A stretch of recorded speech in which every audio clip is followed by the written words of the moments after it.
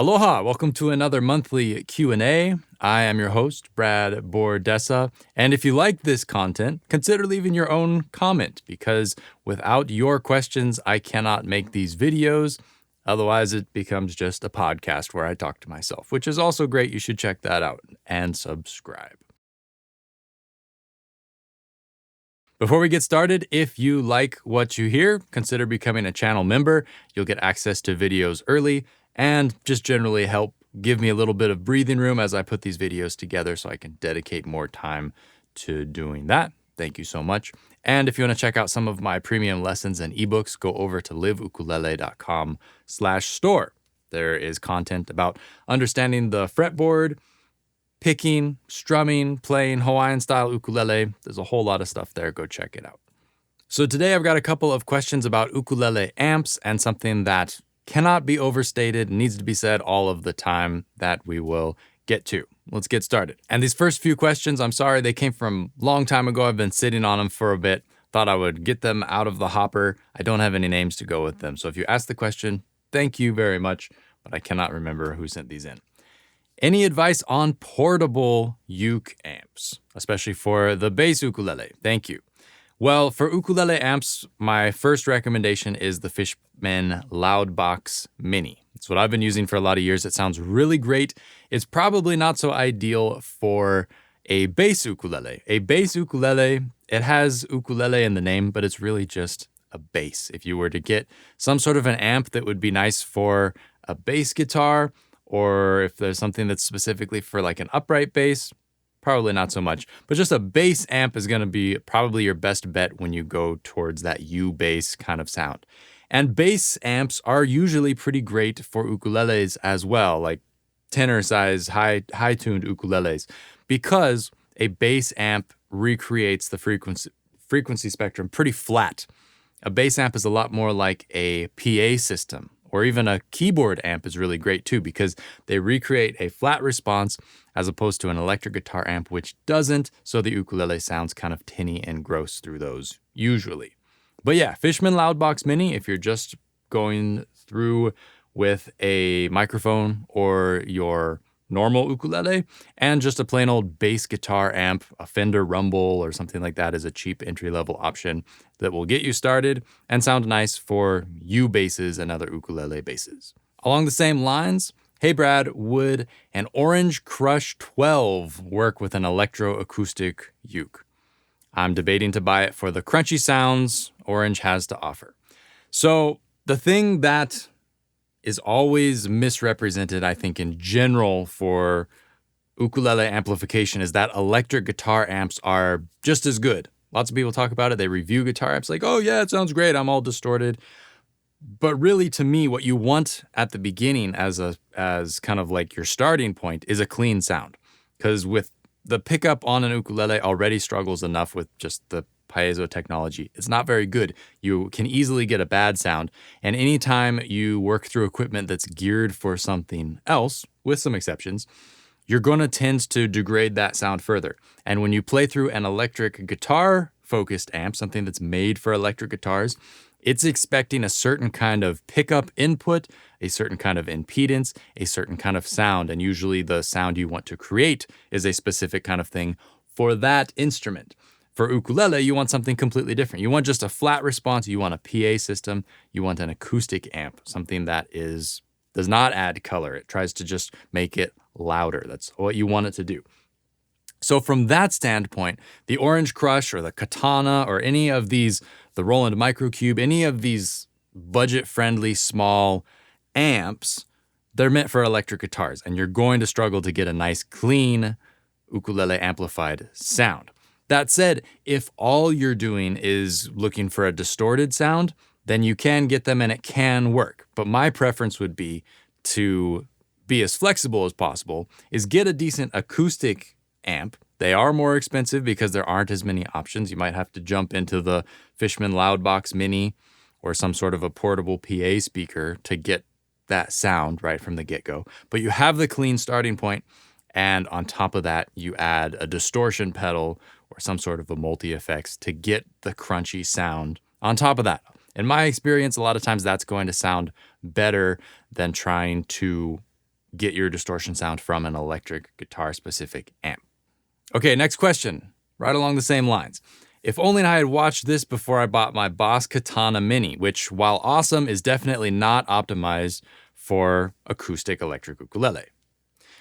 I'm wondering if adding something like a $30 acoustic pedal will help improve the tone coming out of my amp. I assume that this person is referring to something like the Behringer ADI or whatever it is, the ADI 21 something, which is a cheap acoustic DI pedal, which takes your ukulele signal from the 1/4-inch jack and will turn it into a line level XLR signal to go out to a PA or whatever. They say it's really great. They say it's comparable to the bags. I don't know. I've never tried one. But in general, what you're doing in this situation is the pedal is not going to make the amp sound better. What the pedal might do is make your ukulele's pickup sound better as it comes out. Usually you want the preamp if your ukulele pickup is passive, if it doesn't have a battery. If your ukulele pickup does have a battery, if it has any kind of tuner or plug or controls on it, it probably has the battery. If it has the battery, you usually don't need the DI or the preamp quite as much to get the optimal sound. But in this case, if your ukulele by itself sounds good going into a PA system or an acoustic amp, if it sounds decent from that perspective, then the preamp or the acoustic DI pedal is not going to do much on top of that. Really, it's kind of a hand-in-hand thing, and a lot of people don't know where their weak link is, because if you buy the electric guitar amp, it only sounds like an electric guitar amp. There's not really a way to know if your ukulele pickup sounds bad without having that bass line for just a clean sort of sound, which is another reason I kind of recommend the acoustic amp, because it's just a flat sound. You know what it's going to be. Your ukulele can plug in, and if it sounds bad, it's probably your pickup or something along the way from your pickup. Maybe you need a preamp in line. But yeah, in general, electric guitar amps, not so bueno for ukulele. The next two questions kind of move into the territory of strings and string sizes and tensions. I was wishing you could tell which is easier to press on, a thinner string or a thicker string. And again, I don't know who asked this question, but it kind of goes along hand in hand with Fabio's question. Could it be that nylon is easier for beginners to get on with? Yes. So when you have a string, usually there is a tension goal in mind when you create that string. And depending on the material of the string, its mass that is the mass that is required within that string to reach that tension is going to be different. With a nylon string, you need more mass in the string to create that tension. So the string ends up being thicker around. With something like fluorocarbon, it's a higher density material, so you don't need as fat of a string to get the same tension. So what ends up happening is that for the same tension, you have two different sizes of strings, and they feel quite different. Because if you think about taking a very sharp knife and you touch it, you push into your skin somewhere, because the energy is focused on a very small, sharp point, odds are it'll cut you. But if you take something dull, like this clamp, and I push in the same spot, because the surface area is so much larger, I'm not going to cut myself. Even if I push really hard, I'm not going to cut myself, because there's just not that focus of energy. So if you think about that with the strings, a lot of times it will feel like the fluorocarbons are harder on your fingers. They will cut deeper into your fingers because it's a smaller material. It's a higher density material. The string doesn't have to be as large. And because of that, the small string will push further into your finger and can feel uncomfortable. So I think in that sense, the nylon strings are more gentle on the fingers to get started. It's going to tend to feel a little bit softer on the fingers, even though the tension might be the same. But the tension is not necessarily always the same. Because of the higher density material in fluorocarbon, a lot of times the manufacturers will choose densities or choose string gauges that actually up the tension compared to nylon. Because of the string density, you can raise the tension without having a big old fat honking string that you have to press down on.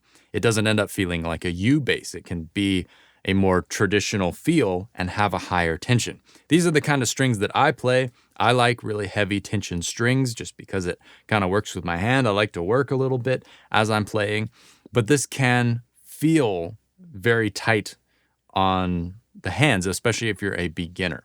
So in that sense, a lot of times the Aquila strings can be a better match for new fingers just because there's more surface area and they'll tend to be a bit lower tension. But I don't think it has anything to do with the strings themselves. It's not inherent to the material. It's not like, one is one feel and one is another feel. It's the diameters and the mass relating to the tension more than anything. And the fact that fluorocarbons tends to be higher tension across the board. Next question comes from @B-TNHCO. I've been playing through your groove ukulele strumming and your chord shapes for ukulele and learning a ton. My question is about chord shapes, specifically the D major chord or E major chord. Is there a better way, best way, to fret this chord? No, there's not a nice way to fret this chord. It's a total pain no matter what you do for this specific voicing. 4-4-4-2. Just the way that it lays out on the ukulele, it's not nice, and it doesn't even sound that good. This is probably the worst sounding major chord voicing in my opinion. It just doesn't give you a lot of sonic niceness for how hard you have to work for it. All right?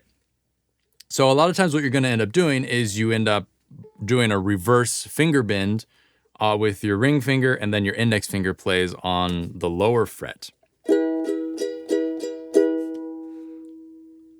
Right? Some people use any way you can do it is fine. You can use any of your other leftover fingers to try and do this. I've seen people bar across all of the second fret and then they put their bar on top because this gets your finger further onto the ukulele. So instead of fretting here, you're moving everything up, and therefore your bar might be more comfortable to play because your bar is closer towards the ceiling. That's one alternative. But honestly, for this chord, what you can do, you can just play the top 4 strings and you mute the bottom string. Right, this ukulele is terribly out of tune. But you have that option. It's not so bad with the D, because with the D, you have the open string. You don't have to add any other fingers. You just have to worry about the bar. And that can be done with a backwards bend, or a lot of times what I like to tell people to do is do a partial bar on the 2 top strings, second fret, and then use your ring finger to clean up the edge. Because a lot of times it's the transition from the bar to the open string that gets buzzing. But if you use your ring finger on the edge, you can be a lot more precise with your curve around that A string. So that's an option for the D string. Some people use all their fingers. Doesn't really matter. But the main trick for E would be to just mute the bottom string, play the top 4 strings. The triad is in there. This is an E major chord, even if you're not playing that bottom string. Or you could play the 3 bottom strings. If you want that high B melody note, you could just not play the top string. And that gives you options like this, which are a lot easier to play, where you're playing 4-4-2 on the 3 bottom strings, and you can use your index finger, and then your ring finger goes on the C string, pinky finger goes on the E string. That's a lot easier to play than this bar kind of a thing. You can also play like a barred C, like you take your C shape and you move it up to the 4th fret. That's an option as well. But there's no nice way to do this one. I just tend to work around it when I can, when the arrangement allows me to, and I don't have to use that chord. It's not that nice. It's not that nice. Okay, and finally, we'll wrap it up here. @Scrambled Eggs PDX asks, I'd love to know what your favorite chord shapes are and why. There's a second part, but we'll get there. Favorites are hard. Let me get a low G ukulele. I think for me, the nicest sounding key in the way that the notes physically lay out on the ukulele is probably F, just for the amount of different kind of suspended things you can do with the ukulele in this key. I really like things like that suspended where you play 5-5-3 on the top 3 strings with a low G, where you kind of move from the suspended sound back to the major sound. Like That kind of a thing really tickles my ear, and that's a lot of times what I will try and go for, is those suspended movements. To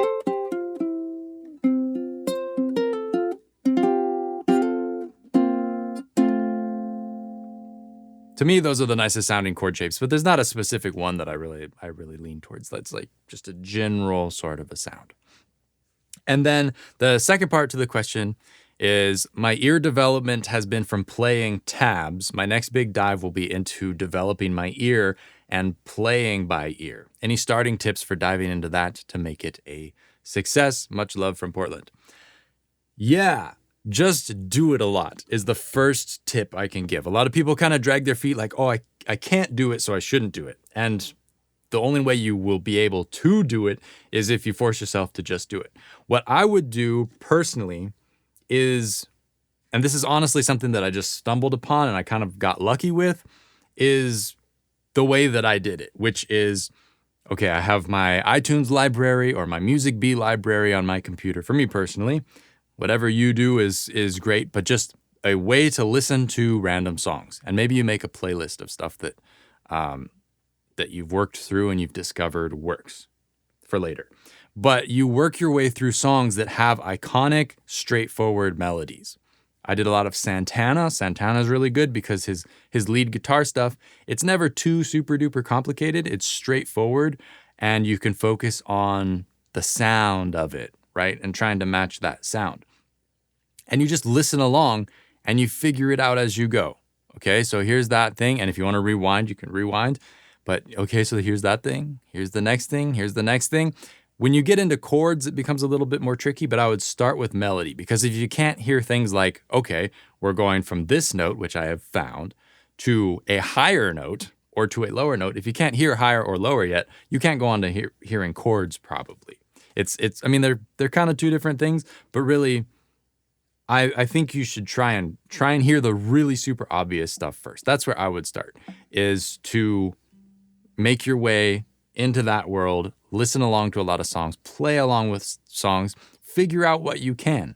Take a pass through, then maybe take another pass through, or don't. You can just take your fingers for a walk, which is a lot of what I did, and I'm really glad I did. You sit down and you listen to songs for an hour and you diddle along with all of them. You see if you can figure out what works. Even if you're just getting to a point where you hear what notes are nice and what notes are not nice, you can get comfortable with kind of your key outlines, like where the in notes are going to be, what they're going to start sounding like, where they live, those kinds of things. I think it's super powerful, but the biggest tip for getting started is just start. Just make that part of your practice routine. Force yourself, okay, figuring things out, listening to the recordings. And I think that that's really the way to do it. I don't know how else you would really learn to play by ear other than listening to recordings, unless you're like, at a Kani Kapila and you're practicing. But like for general everyday practice, recordings are your friend. Go back as many times as you like. And like I said, create a playlist. If you come up with something that you kind of sort of figured out and it felt like it was achievable, save it for later. You can come back to it. You'll forget it. You're not trying to memorize it. But when you come back to it, it'll be a little bit familiar and you can train your ear to remember what those things were. Like, oh yeah, it kind of went like that. And then it didn't just move one note down, it moved two notes down. And you'll start to retain that interval kind of learning and deciding how far notes are from one another. Yeah. All right, well, if you made it this far, thanks for sticking around. Once again, I'm Brad Bordessa, and this is the monthly Q&A. Please, please, please drop any questions you might have about playing ukulele or anything else. The answer to the universe, I'll just see what I can do. Put them in the comments, and I'll catch them next month when I do another one of these. If you want to support, check out the join button down below, become a channel member, or go to liveukulele.com/store. Check out some of my premium lessons. That is really where it's at. Catch you next time. Ahui ho.